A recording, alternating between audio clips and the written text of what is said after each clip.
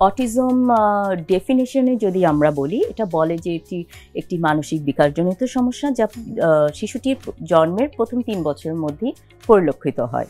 তার মানে বলছি প্রথম 3 বছরের মধ্যে। তো এটা নিয়ে আসলে কাজ শুরু হয়ে গেছে বলতে গেলে 2008 সালের পর থেকে। তখন থেকে যদি এখন 2025 আমরা চিন্তা করি, এখন সচেতনতা অনেক বেড়ে গেছে। আগে যদিও এসব পিতামাতা বাচ্চাকে নিয়ে একটু দেরি করতো যে না আমরা আরেকটু দেখি, বা পরিবারের মুরব্বীরা বলতো অনেকে দেরি কথা বলে, দরকার নেই। হ্যাঁ, কিন্তু এখন পিতা মাতা অনেক বেশি অ্যালার্ট।